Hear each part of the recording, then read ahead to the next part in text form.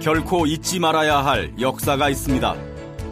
나라를 팔아먹은 친일 매국노의 반민족 행위, 찢기고 밟히고 쓰러지고 창살 없는 감옥을 견뎌왔던 우리의 아픈 역사. 하지만 고통스러워도 기억해야 합니다. 다시는 빼앗기지 않기 위해 기록해야 합니다. 민족문제연구소가 식민지 역사박물관을 만듭니다. 한성의 역사관, 진실의 역사관, 식민지 역사박물관 건립에 시민 여러분의 힘을 보태주십시오.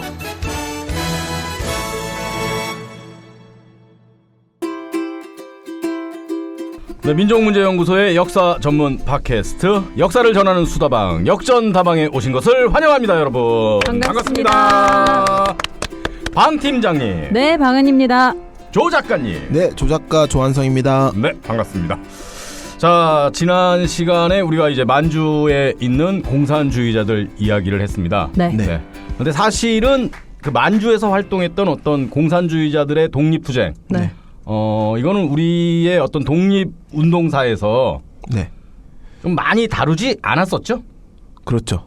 거의 존재가 없어졌다시피 했던 그런 부분 아니었겠습니까? 역사책에서. 그렇죠. 네, 그렇습니다. 네. 그러니까 그 만주에서 했던 공산주의자들이 주로 이제 그대로 북한 정권을 그 만드는데 네. 참가했기 때문에 이 부분을 일부러 이제 얘기하지 않고 네. 지나가는 분들이 많았죠. 네. 독립운동가들 서운 조건에도 네, 북쪽에 정부를 구성하는데 적극적으로 참여한 그렇죠. 사람들은 독립운동가 서운을 주지 않는 네, 뭐 이런 식의 네. 규정이 있죠. 그렇죠. 네. 네. 근데 이제 정말로 종전선언이 되고 뭔가 이렇게 남북 간이 적국이 아니다라는 게 한 이제 네, 통일의 분위기가 무르익게 되면 당연히 독립운동가로서의 서운이 남한이나 북한이나 뭐 양쪽에서 가능하겠죠. 그건 당연한 거죠. 네. 우리가 우리의 조국을 잃어서 네. 사상이나 이념을 떠나서 어찌됐건 조국 광복과 독립이라는 목표를 위해서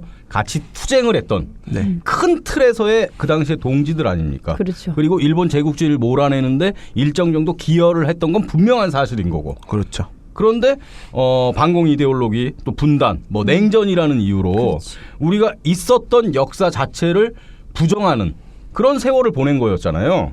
네, 이제 남과 북이 좀 더 화해 분위기가 무르익고 있는데요. 네. 이런 분위기 하에서 이제 좀 더 통일에 근접해지면 이제 그런 문제도 좀 사라지지 않을까 네. 그런 생각이 듭니다. 네, 빨리 사라져야 될 내용이 되겠죠. 그러니까 아마 우리 청취자 여러분께서도 뭐 독립운동사에 대해서 많이 공부하셨던 분들도 만주에 있었던 조선인 공산주의자들의 어떤 활약상 네. 이런 거는 좀 생소하실 수도 있을 것 같다는 생각이 들긴 해요.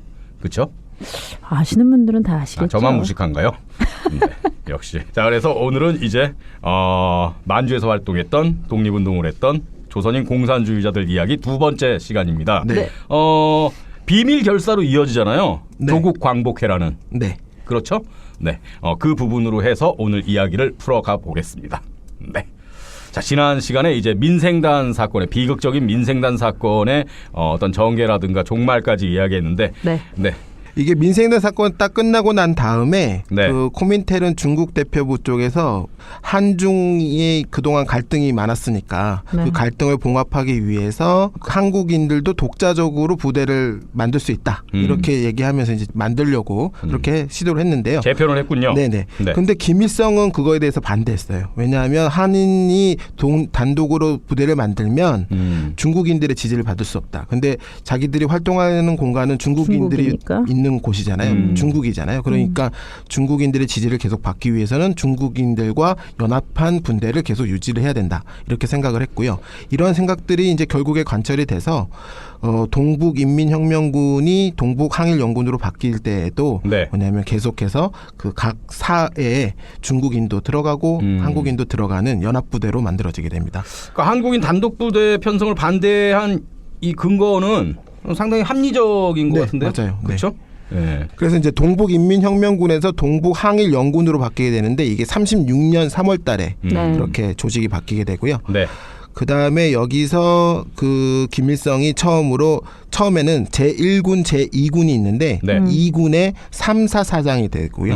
이게 이제 나중에 조직이 바뀌면서 제1로군 6사로 바뀌게 되는 거거든요. 네. 이때 이제 처음으로 3사 사장이 됐다라고 하는 거. 그리고 이 3사 사장이 될 때 주력 부대의 구성원들이 그 민생단 혐의자로 체포됐던 100명 정도의 한국인들이 있었대요. 네. 그 사람들을 직접 만나러 가서 네. 그 사람들을 설득을 잘 해서 부대로 복귀. 들어오도록 한 거죠. 그래서 이 사람들이 중심으로 됐으니까 이 사람들이 죽음의 위기에 몰렸던 사람들이잖아요. 다. 그렇죠. 그렇죠. 네, 그래서 민생단 혐의자니까. 네. 예. 근데 이 사람들이 그 김일성 부대에 들어가게 되면서 엄청나게 열심히 싸웠대요. 그렇죠. 얼마나 열심히 했겠습니까? 억울한 어떤 누명을 계속 받았을 수도 있는 거잖아요. 그렇죠. 근데 이제 누명을 벗을 수 있는 절호의 기회가 왔으니까 네. 더 열심히 했겠죠. 정말로. 정말로. 투쟁력을 증명해 그렇죠. 보이기 위해서라도 예. 열심히 그래서 이 했겠죠. 제2군 3사가 네. 엄청 잘 싸웠대요. 가장 강력한 부대로 성장했다는 얘기도 그 원동력이 됐겠네요, 진짜로. 예. 네. 그러니까 이 동북 항일 연군이 이제 비밀 결사인 조국 광복회와 아주 밀접한 연관이 있는 거죠.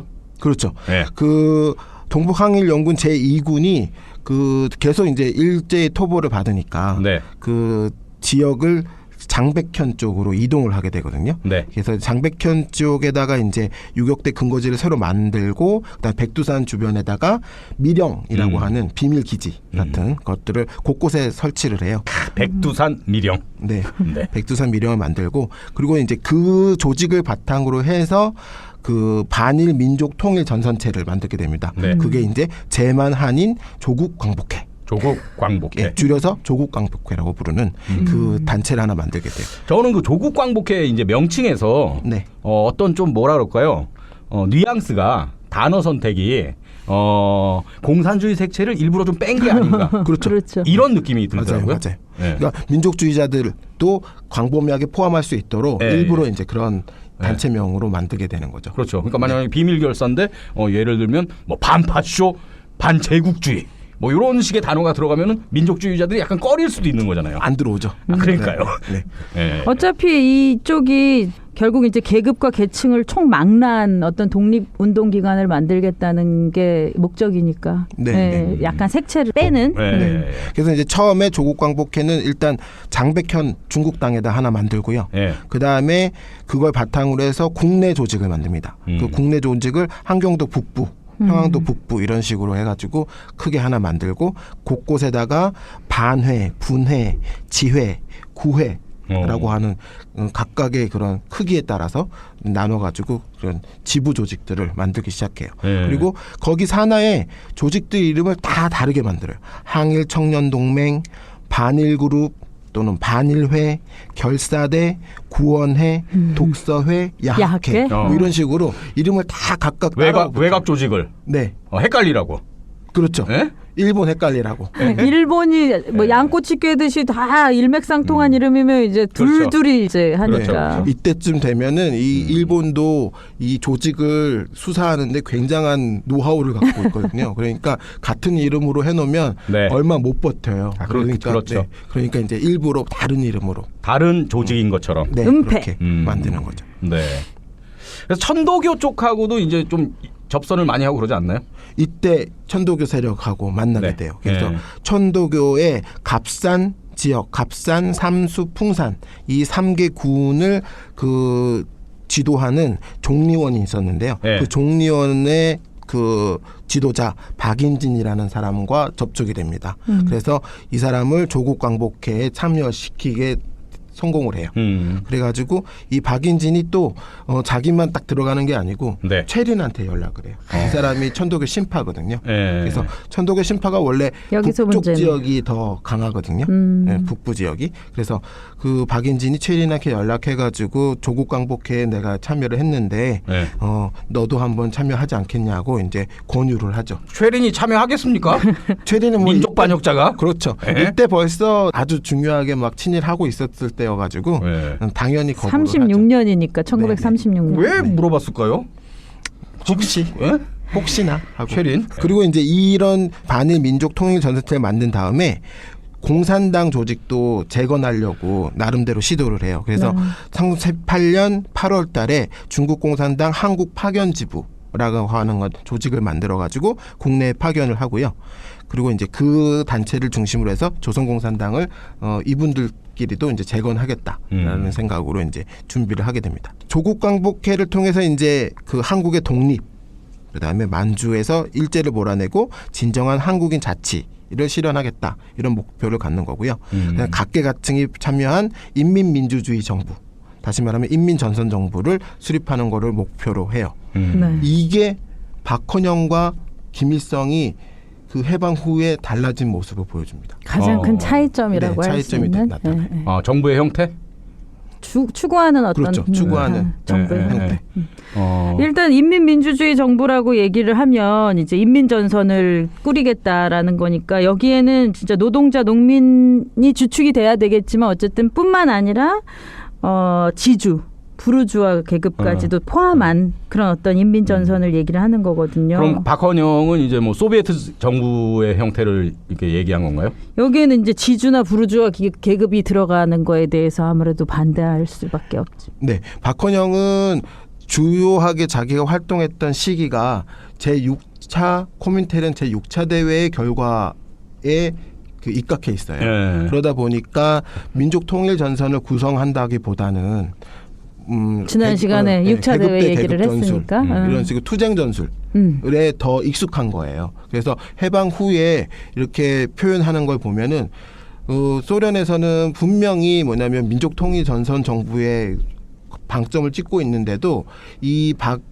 박헌영이 이 사용하는 언어에는 이런 계급 노선, 계급 투쟁 전술에 대한 그런 용어들이 훨씬 많아요. 그러니까 헷갈리는 거죠, 이 사람이. 6차 대회 때는 그게 아니었잖아. 근데 예. 7차 대회 때 분명히 코민테른이 다시 이제 그걸 반대되는 명령을 내렸는데 이때 내가 생각하기에는 박헌영이 이때 감옥에 가 있지 않았을까? 네, 맞아요. 네. 7차 때는. 그래도 나중에 7차 때 다른 강령이 왔다는 걸 이제 알았을 거 그렇죠. 아니에요? 그렇지. 알죠. 그래가지고 다 듣긴 하는데 네. 이 언어가 섞여요. 네, 그래서 6차 때의 언어와 7차 때의 언어가 막 섞여갖고 명확하지 않게 막 나오는 거죠.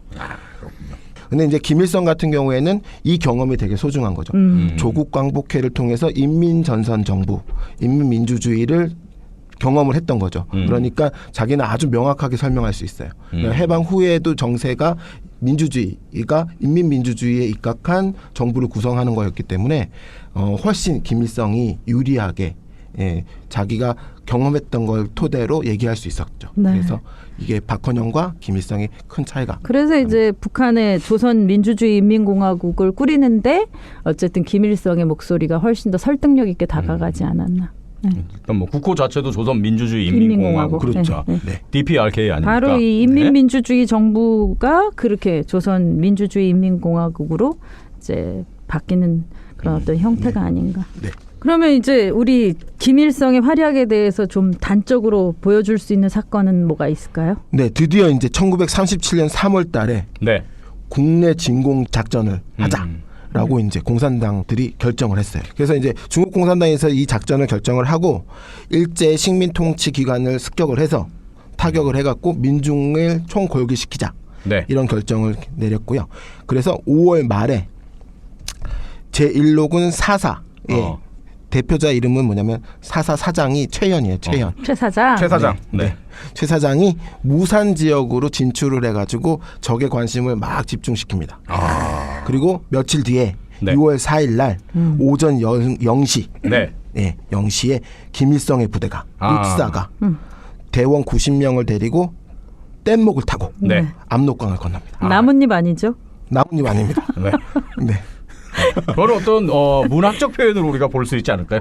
네. 네? 뭐 그렇긴 네. 한데. 그러니까 최 사장이 먼저 가고 네. 그다음에 김 사장이 출동을 아니 최 사장은 딴 데에서. 그러니까 최 사장이 먼저 가서 관심을 딴 데 모으게 하고 그다음에 이제 김 사장이 출동했다는 얘기 아닙니까? 그렇죠. 압록강을 건너서 밀림에 이제 숨어 있다가 네. 밤 10시에 어디로 갑니까? 갑상군 보천면 보천보 하는 곳에. 이게 북한이 그렇게 자랑하는 보천보 전투죠. 그렇죠. 보천보 근데 전투. 보천보 자체는 그렇게 큰 마을도 아니고 뭐 그래도 그게 이제 상징성이 있는 어떤 사건이기 때문에 그렇죠. 예. 이게 아주 작은 면 소재 예. 지역이었대요. 그리고 그 경찰서에 지키는 그 경찰서 인원이 5명.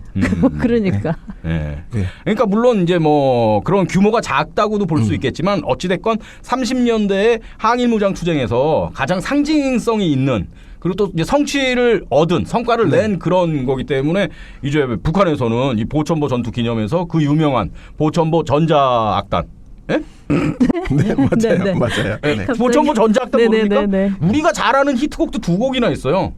휘파람 아. 그리고 반갑습니다. 그러니까 북한이 얼마나 이 보천보 전투를 항일 무장 투쟁의 상징적이고 자랑스러워하는지 그걸 네네. 알 수 있는. 네. 근데 보천보가 어쨌든 요 지역 자체는 작지만 네. 해산진이라는 곳이 중요한 곳이라서 그래서 보천보가 의미 있다는 네, 얘기를 제일 하죠. 가까이에 해산진이라고 하는 읍이 있었어요. 네. 예, 여기에 뭐 각종 신문사 지사들이 다 있었고 교통 요지라고 할 수 있는.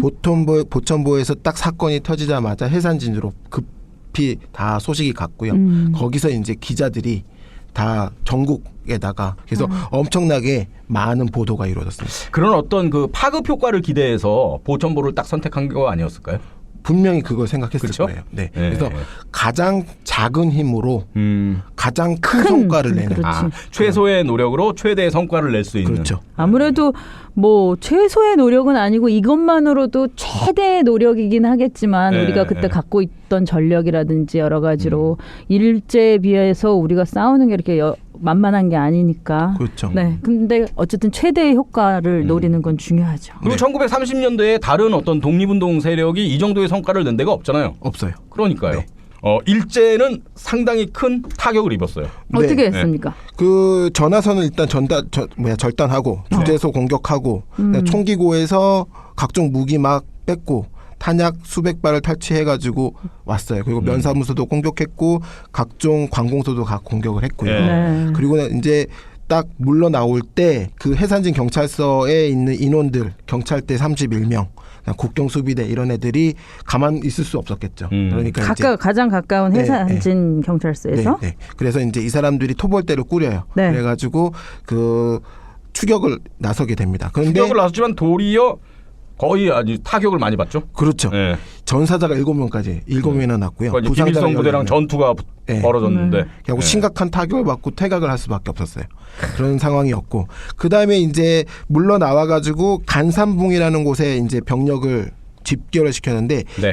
아까 육사가 주요 군대잖아요. 네. 육사에 아까 최연부대 4사, 네. 4사도 이쪽으로 모였고 2사의 부대도 모여가지고 3개 사의 병력이 한 수백 명이 모여가지고 간산봉에 이제 딱 그 추격해오는 부대를 기다리고 있다가 함흥 74연대 네. 그 지도자가 김인욱이에요. 김인욱 소자. 친일파죠. 그렇죠. 네. 네. 그 사람이 이 지도하는 그 연대가 습격을 하러 왔는데 숨어 있다가 네. 일거에 습격을 한 거예요. 그래가지고 또 김일성 부대가 승리합니다. 그러니까 보천보에서보다도 이제 퇴각하면서 그렇죠. 토벌대를. 두 번의 전투에서 토벌대를 진짜 거의 괴멸시키다시피 한 네.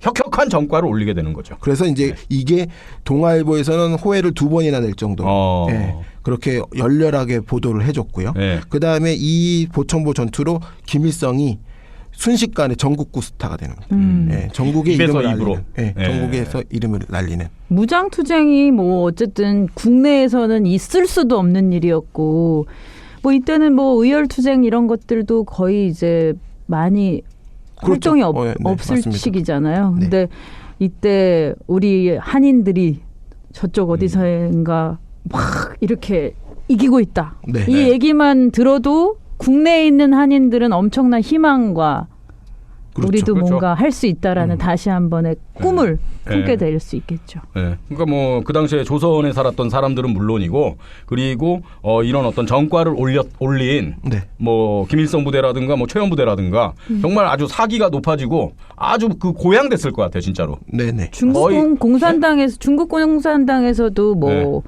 평가를 높이 할 수 있겠죠. 그러니까요. 그렇죠. 네. 그렇게 이렇게 막 고양된 분위기에서 아까 얘기했던 네. 중일 전쟁이 발발하게 되는 거죠. 7월에. 그렇죠. 네. 7월 7일 날 중일 전쟁에 반발을 하는데요. 네. 중일 전쟁이 딱 발발하자마자 중국 공산당이나 중국 공산당에서 활동하는 그 공산주의자들, 네. 조선인 공산주의자들 마찬가지인데 이 사람들이 다 뭐냐면 전쟁이 확전되니까 네. 이제 일본이 네.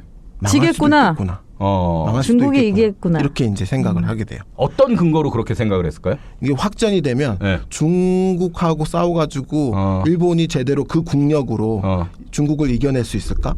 일단은 속된 표현으로 쪽수가 안 된다. 그렇죠? 쪽수도 그렇고요. 네. 네. 중국에 누가 들어가가지고 사실 이 중국 전체를 불가능하죠. 이기기는 사실 불가능하잖아요. 그렇죠. 청일 전쟁 때는 어쨌거나 그거를 봤을 때 중국 사람들이 무슨 생각을 했을까? 그때는 그냥 간만 보고 끝난 전쟁이라서 우리가 진 거라고 생각하진 않나 보죠. 그 당시에 청나라에서는 그거를 어떤 전면전이라기보다는 그냥 어떤 한 전투 정도로 생각하지 않았을까? 그렇죠. 그리고 네. 그 한반도하고 그 다음에 북부 일부 중국의 북부나 일부 지역에서만 있었던 전쟁이니까 그건 전면적인 전쟁은 아니죠. 근데 중국 본토를 상대로 전쟁 일으킨 게 지금 중일 전쟁이거든요. 그런 거기 때문에 이게 과연 일본이 아무리 힘이 있다지만 성공할 수 있을까? 이 중국 공산당이나 중국 공산주의자들은 회의적으로 본 거고요. 그렇죠. 네. 그렇게 이제 아주 좋은 기회가 왔다라고 네. 이제 판단을 내린 거죠. 근데 사실은 전쟁은 그런 양상으로 진행이 되지 않았잖아요. 그렇죠. 예. 이게 승승장구했죠, 일본이. 그러니까 그러면 이거는 정세를 잘못 읽은 게 되는 거잖아요. 네, 그렇죠. 좀 그런 그렇죠? 경향이 있습니다. 예. 그리고 이제 막 그렇게 전쟁하면서 토벌도 엄청나게 강화를 했어요, 일본이. 그래갖고 대규모 뭐냐면 토벌 작전을 여러 번 일으키거든요. 그리고 이제 보천보 전투에서 습격했던 것도 수사를 엄청 열심히 했어요. 그래가지고 결국에는 일본 애들이 뭘 알게 됐냐면 보천보에 잠입을 했다가 네. 해산읍으로 돌아간 길 안내자를 한 명 알게 됩니다. 길 안내자. 네, 그게 뒤가 발표된 거예요. 그래갖고 이 사람을 체포해가지고 막 신문을 해서 이 사람 뒤에 큰 거대한 조직이 있다는 걸 알게 됐어요. 조국 광복회. 그렇죠. 조국 광복회가 조직이 드러나요. 그래서 권영벽이라고 하는 조국 광복회 장벽현 위원회 위원장, 부위원장 네. 이런 사람들 포함해서 221명이 네. 체포가 됩니다. 그래가지고 엄청나게 큰 조직 사건이 돼버리고요. 근데 일단 그 국내 책임자였던 박달이라고 하는 분, 이 박달이라는 분은 도주에 성공을 했어요. 예, 도주에 성공을 했는데 착각을 한 게 뭐냐면 중일 전쟁이 벌어졌기 때문에 지금이 기회다. 들통난 김에 크게 무장 항쟁을 일으키자, 무장 봉기를 일으키자 이렇게 판단을 했던 거예요. 그래갖고 은신하지 않고 그 조국 광복회 조직을 동원을 해가지고 무장 봉기를 시도해요. 결정적으로 판단 미스를 했네요. 네. 네. 그래서 이제 조국 광복회가 더 크게 드러나 버려요. 그래서 박달을 포함해가지고 739명이 체포가 됩니다. 이 최악의 시나리오네요. 네네. 네. 이게 그래서 아까 중일 전쟁 이후에 네. 중국 공산주의자들, 조선인 공산주의자들이 착각이 이런 정세 판단 미스가 이런 박달에 미치게 되는 거죠. 네. 박달 같은 이런 국내 책임자한테도. 그렇지. 영향을 미치는 거지. 네. 그래서 이게 무장 봉기를 일으켰다가 실패하는 조국 광복회는 이 사건 이후로 조직이 다 없어져 버리는, 거의 사라져 버리는 그런 상황에 처하게 됩니다. 그럼 이 중일 전쟁에서 일본이 승승장구하는 걸 보면서 네. 그때 그 즈음에 이제 변절하고 민족 반역자로 돌아선 그런 인사들이 많이 생기게 되는 건가요? 그렇죠. 그렇죠. 네. 중일 전쟁 딱 벌어졌을 때 여운형도 여운형 선생도 되게 긍정적으로 봤어요. 일본이 중국을 이기지 못할 거다. 이거는 굉장히 일본으로서는 판단 미스다라고 판단을 했던 건데요. 그런데 결국에 전쟁이 벌어지고 났더니 막 일본이 승승장구하니까 이제 그런 판단이 잘못됐구나라고 이제 생각을 할 수밖에 없는 상황이 된 거죠. 일본이 중일 전쟁을 일으킨 게 일본의 오판이라고 생각한 게 오판이었네요. 그러니까. 네네.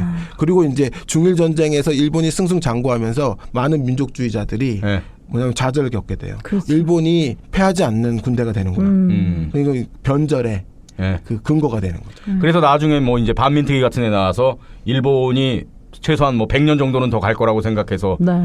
네, 일제히 협력하는 게 조선 민중을 위한 길이라고 나는 선택한 거다. 이런 궤변을 넣게 되는 어떤 계기가 되는 거고. 이러면서 이제 전쟁에 총알바지가 되라고 이제 회유하기 시작하고 이러잖아요. 모든 이제 교장 뭐 이런 교육계에 종사하는 사람들은 자기 학생들한테 학도병으로 나가야 된다. 그러니까요. 뭐 이런 거. 네. 서정주 막 시 쓰고. 예? 예. 비행기 헌납하고 네. 막. 일본은 이 이제 계속해가지고 대규모 그 토벌 작전. 을 펼치게 됩니다. 예. 그러니까 이게 보천보에서 이렇게 엄청나게 적섰기 때문에 네. 이거 이제 가만 놔두면 안 되겠죠. 그러니까 이제 일본 쪽에서는 엄청난 군대를 동원을 해가지고 씨를 말리겠다. 씨를 말린 작전을 하는 거예요. 조국 광복회가 붕괴된 이후에도 토벌 작전은 계속적으로 더 악랄해지고. 그렇죠. 예. 토벌 작전을 주로 겨울에 했어요. 겨울에. 네, 그 이유는 뭐냐면 이게 숲이 막 우거져 있으면 잘 찾을 수가 없으니까. 그렇죠. 예, 눈이 왔을 때 그 눈 발자국을 밥 찾는 짓는 거예요. 연기. 그렇죠. 그런 것도 찾고. 밥을 짓기나 했겠어? 쌀이 그래도- 어디 있겠습니까? 그러니까. 예. 네. 그래도 지으려고 했었죠. 뭘 쌀 위에 끓이긴 갖고. 해야지. 네. 그런데 이제 뭐냐면 계속 추격을 하니까 밥질 시간도 안 주게 추격을 하는 거예요. 그래가지고 아니 얘는 인력도 많아. 어떻게 된 게? 그게 이제 점점 규모가 늘어났어요. 처음에는 5,000명, 6,000명 정도 가지고 토벌을 하다가 이게 10,000명, 20,000명, 30,000명이 돼갖고 이게 뭐 최종적으로 한 70,000명 그리고 막 비행기 동원하고 아니 전쟁도 해야 되는데 뭐 이렇게 토벌에 신경을 써. 이게 뭐냐면 이게 후방이에요. 만주가. 일본 입장에서는 일본의 중국 본토로 들어가고 있잖아요. 네. 그런데 러시아 국경에 있는 이 만주 지역이 뒤에서 칠까봐. 계속 그 항일 연군이 싸우고 있으니까 네. 후방이 불안해 갖고는 본토 전쟁을 할 수가 없잖아요. 그러니까 이제 여기 이쪽에 만주를 씨를 말려야겠다. 그래가지고 나왔던 게 고난의 행군입니다. 고난의 행군. 네. 예. 이 고난의 행군은 1938년 12월부터 네. 1939년 3월까지 있었던 동계 토벌 작전에서 그 극심하게 그 식량난을 겪으면서 투쟁을 하던 김일성 부대가 약 그 100일 동안 행군을 하면서 네. 그렇게 추격을 피했던 그 작전을 고난의 행군이라고 부르는 거예요. 100여일 동안 영하 40도를 넘나드는 혹한과 굶주림 속에서 또 전투를 치러가면서 어떻게 살 수 있었을까요? 저는 그러니까. 좀 이게 상상이 안 됩니다. 네. 일단 그러니까 추운 것도 나는 싫은데 못 먹고 그러니까요. 추운데 계속 그렇죠. 그래갖고 이제 일본 애들이 계속해서 이 쉬지 못하게 계속 쫓아오는 거예요. 일부러. 그래가지고 막 쌀도 밥도 못 짓게 하고 이러면서 계속 하니까 생쌀을 씹으면서 그러니까 추격을 피해 가는 건데요. 사실 그 100일 동안 행군한 지역이 그 6일이면 갈 수 있는 곳이었대요. 거리가. 네. 그런데 이게 이거를 전투를 피하고 싸우고 이러면서 숨고 100일 동안 간 이렇게 거예요. 가야 100일 동안. 되니까. 네. 그래서 엄청나게 고생했던. 그래서 이제 이게 고난의 행군이라고 이름이 처음에 지어진 거고요. 마오의 대장정은 보니까 네. 370일. 모택동의 대장정은 1년 넘게. 네, 그렇죠. 1년 뭐 며칠 정도 네. 해가지고 370일. 근데 뭐 1년 5일? 기간은 뭐 한 3분의 1 정도겠지만 네. 뭐 그 강도는 거의 뭐 더 심하지 않았을까. 뭐 진배 없었겠죠. 예. 그렇습니다. 네. 그리고 이제 고난 행군 다음에 39년 또 10월부터 네. 이제 끝나지도 않아요. 1941년 3월까지. 네. 원래는 겨울철만 보통 이렇게 대규모 그 토벌 토벌 작전이? 작전이 있었는데 겨울을 지나서도 계속돼요. 그래서 39년 10월부터 41년 3월까지 해를 넘어가지고 예. 2년 동안 거의 2년 동안 동남부 치안 숙정 공작이라고 하는 것이 벌어집니다. 이때 뭐 진짜 그냥 뭐 이타라는 사람하고 배신자들이 뭐 진짜 속출했겠네요, 정말. 네, 뭐 이 굶주림에 이기지 못해가지고 그렇죠. 그런 사람도 많았고요. 현상금도 많이 걸었겠지. 네, 현상금도 보면 양징위라는 그 1로군 사령관, 총사령관이 있어요. 네. 양징위, 차오예판이라고 하는 분, 천한장, 김일성, 최연한테 거액의 현상금을 걸었는데 최대 10,000원.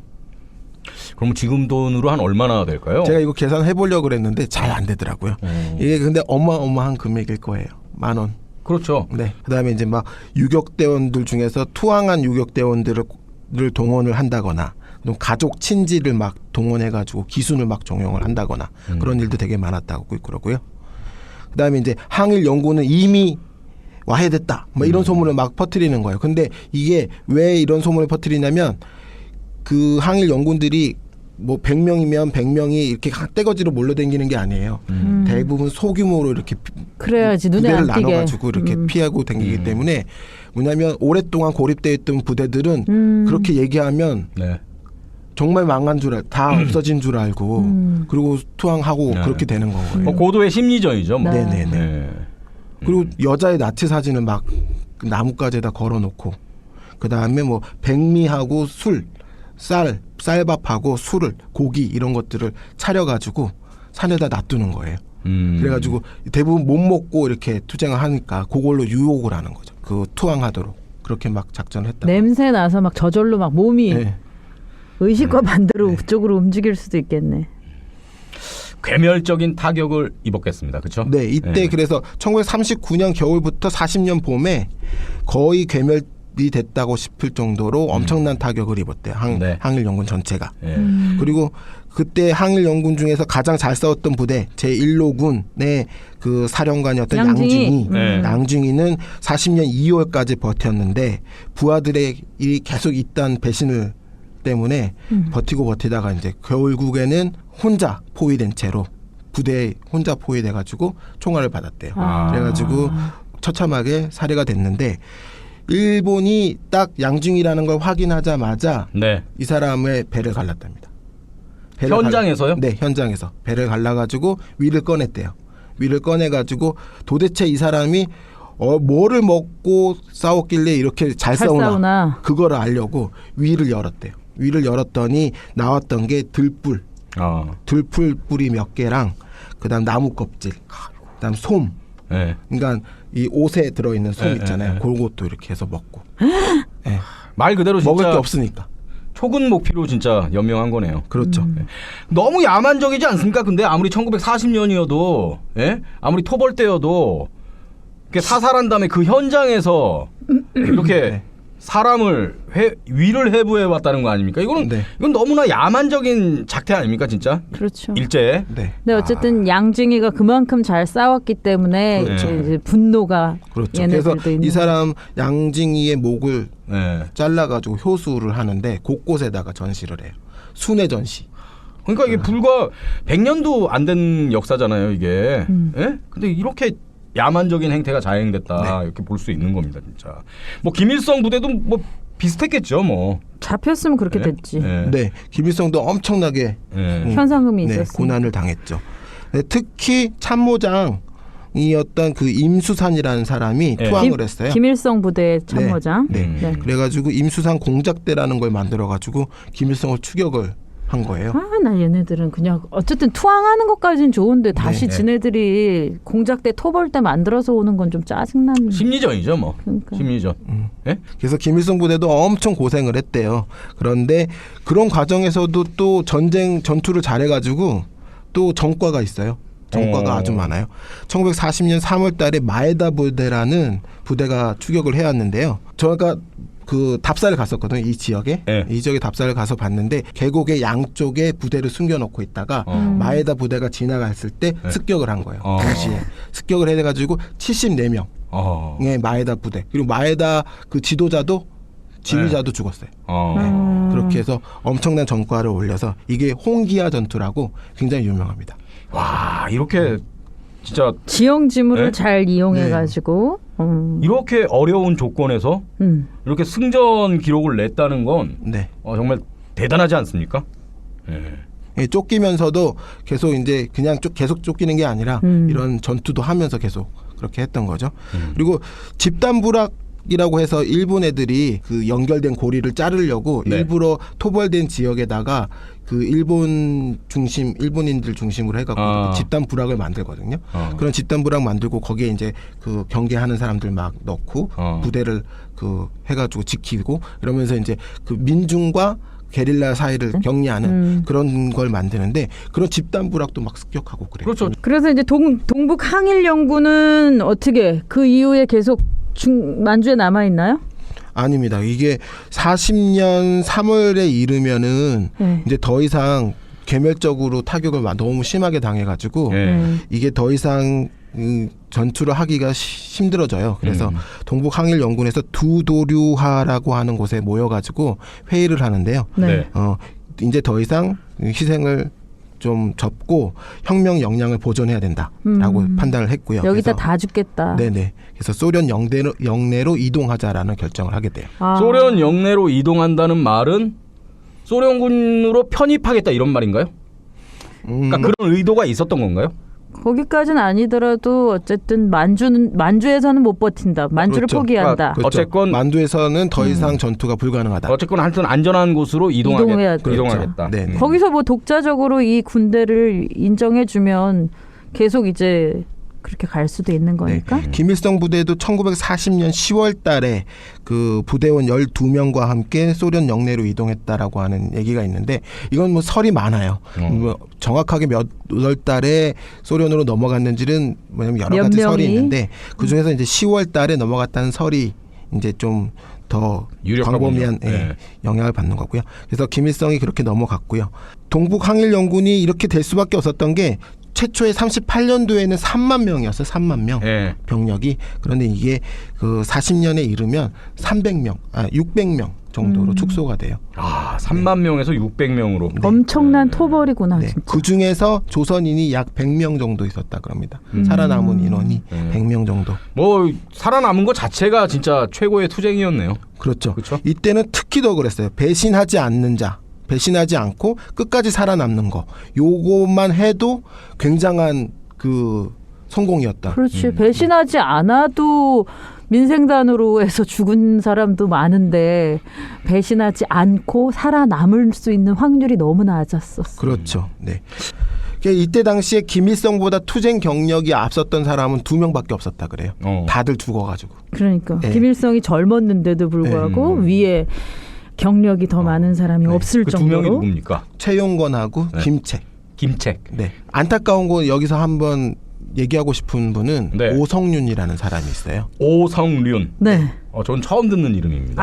네. 들었던 분입니다. 그래요? 네, 이분이 언제요? 그 의열단 네. 황포탄 의거. 아, 황포탄 이거. 네, 본인이 황포탄을 제가 황포탄이 무슨 폭탄 이름이냐는데 알고 봤더니 그게 지명이었던. 그렇죠. 황포탄 이거 알죠, 네네네. 알죠. 그때 바로 첫 번째로 총을 쐈던. 아, 그분이 오성륜 선생이에요? 네네네. 아, 제 그때 머리가 안 좋아서. 세 명이었었잖아요. 아, 맞아요. 오성륜, 김익상, 이종함 이제 네, 의열단원 세 명이 손을 들고 이제 누구를 죽이러 갔습니까?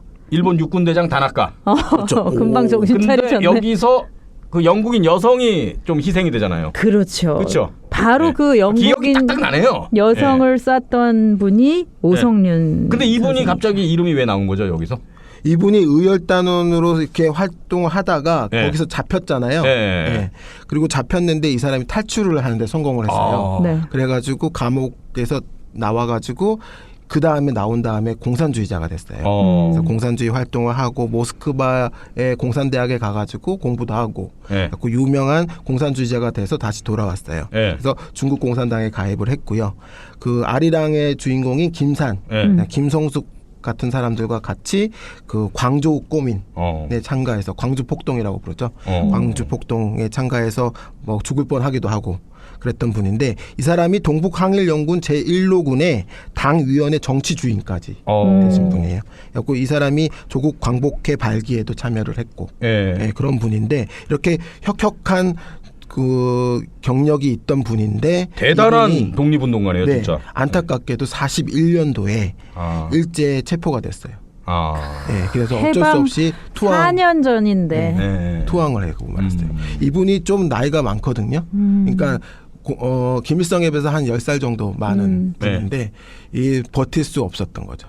예, 그까지. 근데 사실은 더 많이 버티긴 했어요. 41년에 체포되셨으니까. 그러니까. 예. 어쨌든 지금 22년이면은 아주 일찍부터 활동을 한 거니까 그렇죠. 의열단 활동부터 시작했으면은 그러니까 연세가 좀 있으셨죠. 네. 근데 41년에 일제에 체포돼서 투항됐다고 표현을 했는데 네. 투항을 했다는 얘기는 변절을 했다는 얘기입니까? 그렇죠. 이게 어쩔 수 없이 들어가가지고 이제 뭐냐면 평생을 독립운동을 하다가 해방 4년 전에 네. 이렇게 참 안타깝죠. 그 다음에 어떻게 됩니까? 그래서 이제 그 친일을 했기 때문에 네. 팔로군에 잡혀서 그 사형을 당했다는 설도 있고요. 이분에 대한 설은 여러 가지예요. 그리고 북한 국내에 신분을 숨기고 들어가서 그 지방 그에서 활동을 하다가 들통이 나가지고 숙청이 됐다. 뭐 그런 얘기도 있고요. 여러 가지가 있는데 그렇군요. 네, 좀 안타까운 인물입니다. 그런 네, 안타까운 인물이네요. 네. 자, 소련으로 들어간 김일성은 이제 어떤 행보를 보입니까? 소련으로 들어간 다음에 소련에 딱 들어갔더니 이제 네. 입장이 좀 달라지는 거예요. 어떻게 그러니까 달라지는 거죠? 동북항일연구는 중국 공산당의 부대였잖아요. 그렇죠. 그런데 이 부대가 소련에 딱 들어가자 소련에서는 네. 이 부대를 그대로 해체하고 자기네 부대로 소속을 시켜요. 그래서 자기 부대의 이름이 88 독립보병여단인데요. 부대를 만든 다음에 조중팔지산을 중심으로 재조직을 하는 거예요. 그렇게 해가지고 이 부대를 소만국경 정찰하는 네. 응? 그리고 후방 교란하는 어떤 특수부대로 키우기 시작해요. 그리고 그 조중팔지산의 주요 간부들 있잖아요. 네. 그 사람들을 다 단기 간부 교육을 시켜요. 그래서 소련군 장교로 다시 거듭나게 됩니다. 김일성이. 네, 김일성 같은 경우에 제1대대 대대장을 했다고 하니까 네, 굉장히 그렇죠. 고급 장교가 됐네요. 네, 고급 장교가 됐습니다. 네.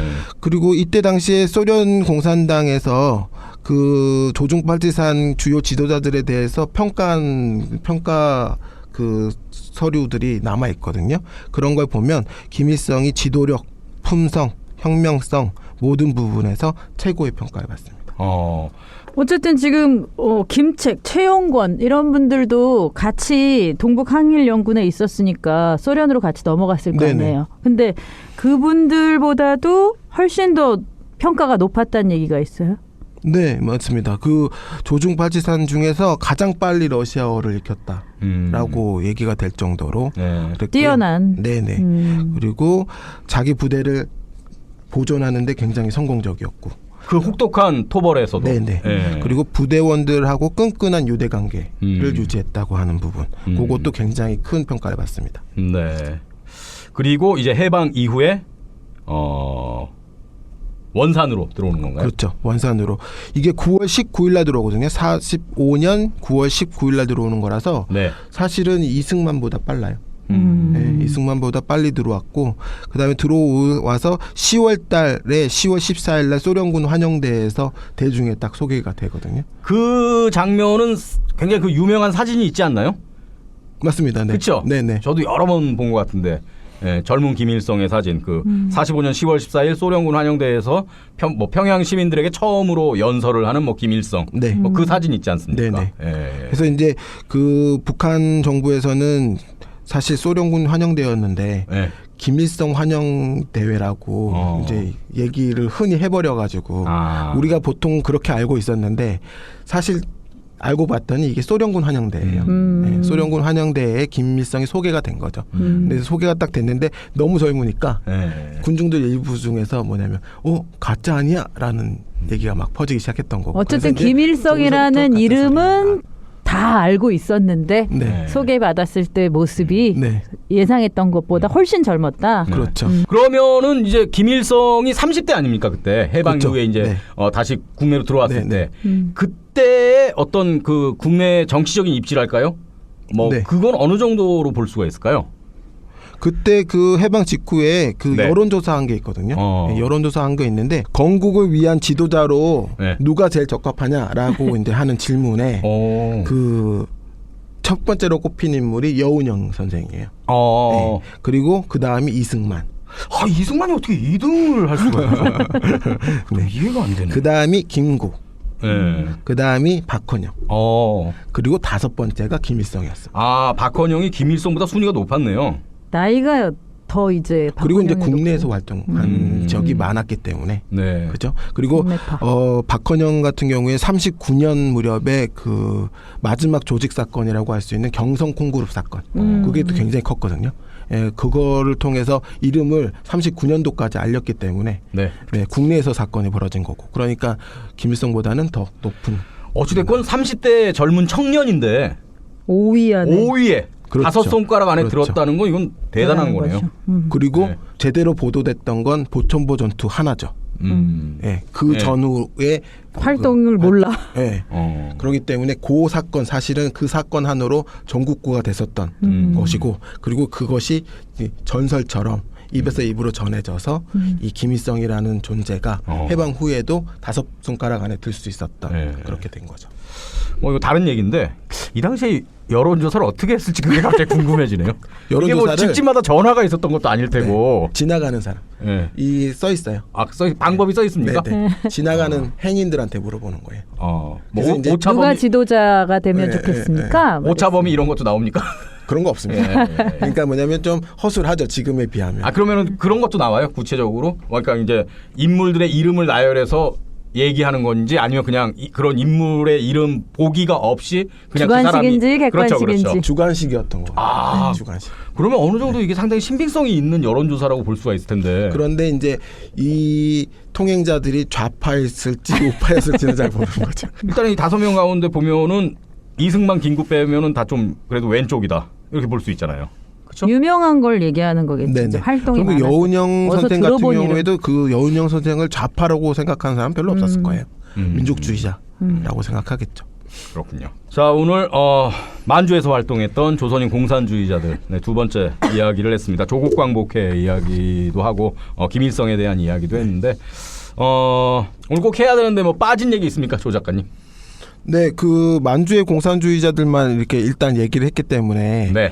그 만주에서 싸웠던 민족주의자들, 네. 민족주의자들 얘기를 못했어요. 그래서 그걸 좀 추가를 하자면 그 민족주의자들도 분명히 31년 이후에 그 만주 사변이 일어난 다음에 중국 그 의용군들이랑 힘을 합쳐가지고 싸웠던 민족주의자들이 있어요. 대표적으로 어떤 인물들을 들 수 있을까요? 조선혁명군 그 암살에 나왔던 그 여성분 지청천 장군. 여성분. 전지현 씨가 맞아요, 맡았던. 맞아요. 네. 네. 그분이 한국혁명군이라고 하는 소속을 갖고 있었잖아요. 네. 그게 이제 지청천 장군이 했던 네. 한국혁명당, 한국혁명군 그 부대인데 그 부대가 33년, 34년 뭐 이 무렵까지 계속 만주에서 싸웠던 부대예요. 그래서 민족주의자들의 부대는 31년부터 30년 초기까지 활약을 굉장히 열심히 했고요.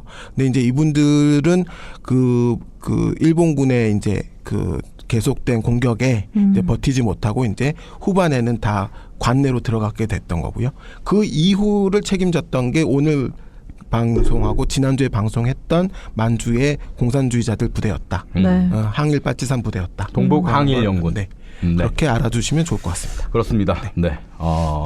만주의 그 혹독한 겨울을 뚫고 조국의 독립과 해방을 위해서 정말 한 발자국 청춘을 바치면서 걸어갔었던 그런 독립 투사들이 있었다는 걸 우리가 기억할 필요가 있습니다. 네. 자, 오늘 역전다방은 여기서 마무리하겠습니다. 함께해 주신 모든 분들 고맙습니다. 고맙습니다.